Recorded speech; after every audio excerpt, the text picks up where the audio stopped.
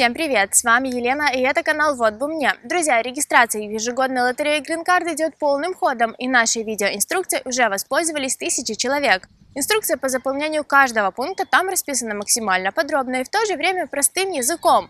Но несмотря на это, есть несколько пунктов, которые нуждаются в дополнительном обсуждении. В этом видео мы более подробно поговорим про пункт middle name и о том, в каких случаях его надо или не надо указывать, про город рождения, если его текущее название отличается от названия в паспорте или свидетельстве о рождении, и еще о нескольких важных моментах при заполнении анкеты, так что обязательно досмотрите это видео до конца. Итак, поехали!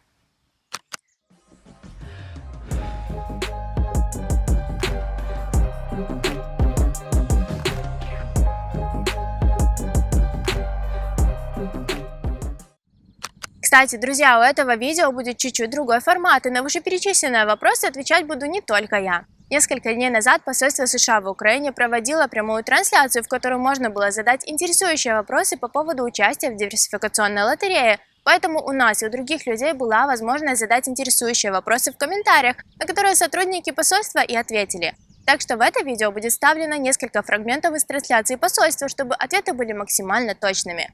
Кстати, несмотря на то, что ответы давало посольство США в Украине, информация актуальна для желающих заполнить анкету на участие во всех странах. Первый вопрос, который волнует практически всех, кто заполняет анкету: что делать с пунктом middle name? В нашей инструкции мы уже объясняли, что middle name – это не то же самое, что father's name, а потому указывать свое отчество в графе middle name не нужно. Напоминаю, данные необходимо вносить именно из вашего заграничного паспорта. И, например, в украинском паспорте не указано ни отчество, ни middle name. В российском загране отчество указано кириллицей возле имени, а в загранпаспорте гражданина Узбекистана выделено в строку Father's Name. Но еще раз повторю, это не middle name, а потому при заполнении анкеты на участие в лотерее Green Card ставим галочку на No Middle Name. Вот, собственно, ответ посольства по этому поводу.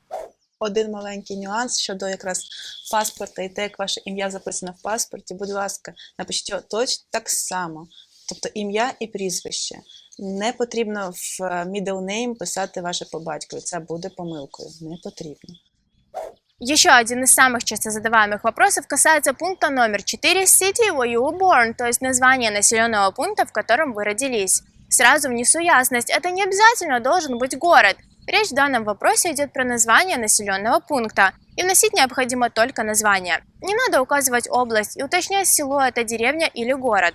Но вот как написать, если современное название отличается от того, что написано в паспорте или свидетельстве о рождении, давайте разбираться подробнее.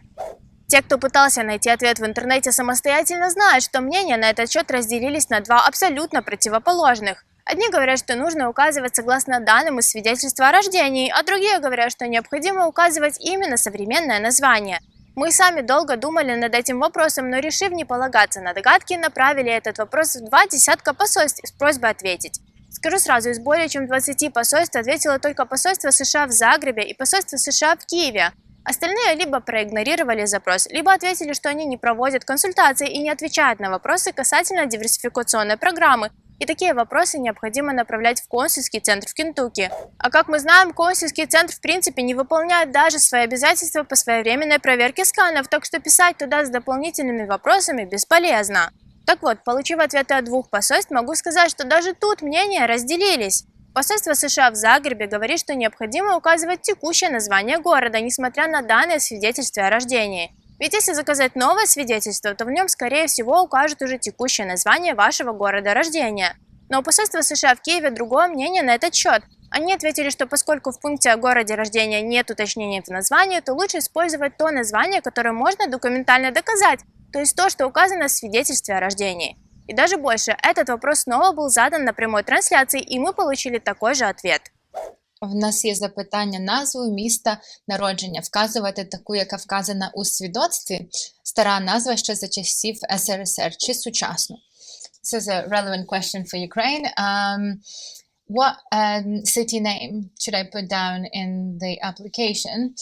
The one that I have in my birth certificate, for example, if the birth certificate was issued during a USSR period, or the modern name, because names change in Ukraine due to the decolonization law. Ну, взагалі в інструкціях це все не прописано, тому вимоги немає. Краще все-таки вказувати те, що ви можете документально підтвердити. Тобто свідоцтво про народження нам підійде.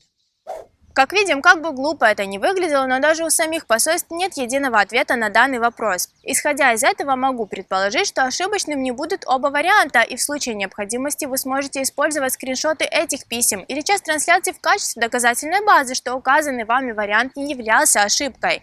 Кстати, ссылку на саму трансляцию я оставлю в описании под видео, сможете ознакомиться с ней более подробно самостоятельно. Ну и прежде чем закончить это видео, хочу дать ответ на еще несколько вопросов, о которых я уже неоднократно рассказывала. Но раз есть официальные ответы от посольства, то почему бы не выделить их в отдельное видео? Итак, влияет ли возраст, уровень знания английского, пол, национальность или любой другой критерий на шанс того, что вашу заявку отберут для дальнейшего участия? Ответ очевиден – нет, не влияет. Если вы подходите под требования для участия в лотерее, о которых я рассказывала в другом видео, то неважно, студент вы или пенсионер, работаете или нет, владеете ли английским и есть ли у вас дети или нет, система отбирает заявки случайным образом, а потому шансы у всех в этом плане равны. І вот ответ самого посольства. Доброго дня. Скажіть, будь ласка, чи впливає вік на можливість отримання грін-карти? Переможці беруться повністю випадково чи все ж по критеріях? Can you please let us know if age in any way influences the issuance of a green card? I assume winning of the DV visa being selected. Are winners selected just randomly or there are certain criteria? Дивіться, жодних критеріїв немає, все абсолютно випадково з допомогою комп'ютерної системи. Ніякого ейджизму, сексизму і інших ізмів у нас немає. И еще один, по факту уже входящий в предыдущий вопрос, но думаю, все равно стоит выделить его отдельно. Вопрос о финансовом состоянии для одобрения вашей визы. Снова-таки в правилах лотереи нет определенной суммы, которую нужно располагать, чтобы консул точно одобрил визу. Поэтому, как я уже и говорила, если вы где-то услышали, что надо обязательно иметь на счету 5, 10, 20 или 50 тысяч долларов, не верьте этому бреду. Эти цифры взяты с потолка непонятно кем. Конечно, вам будет необходимо показать, что вы сможете обеспечить себя и свою семью после иммиграции в США, но конкретной суммы и требований, которые необходимо показать, нету. А значит, если у вас есть работа, какие-то накопления на банковском счете, недвижимость или, например, автомобиль, просто возьмите все возможные документы, подтверждающие вашу состоятельность, и все. В этом плане могу сказать, посольство довольно лояльно, и если вы можете обеспечить себя здесь, то, скорее всего, сможете и там. И вот, собственно, ответ посольства. В нас є запитання, чи потрібно підтвердити мій фінансовий статус, коли в мене інтерв'ю візове? Should I confirm my financial status during visa interview? So it is something considered by the consular officer. However, there's no rule. So you basically just have to show that you intend to be self-sustaining financially in the United States. So there's no amount of money you need to have, there's no specific job. You just need to be able to show that you'll be able to support yourself and your family when you go. Ні, це не є обов'язковим, але залежить від вас, якщо ви хочете подати додаткові документи. Єдине, нам потрібно розуміти, чи ви зможете самі себе забезпечувати або свою родину, коли ви будете в Сполучених Штатах. Друзья, вот, собственно, и все вопросы на сегодня. Но, скорее всего, в ближайшее время мы выпустим еще одно или даже несколько подобных видео. А потому, если у вас остались вопросы, обязательно задавайте их в комментариях. И на самое интересное мы, конечно же, ответим. Ну а на сегодня все, друзья. Если информация была полезной и познавательной, поддержите наш проект. Подпишитесь на канал, подключите уведомления, поставьте лайк и поделитесь этим видео с друзьями. Каждую неделю мы делимся полезным контентом, так что зовите друзей и оставайтесь с нами.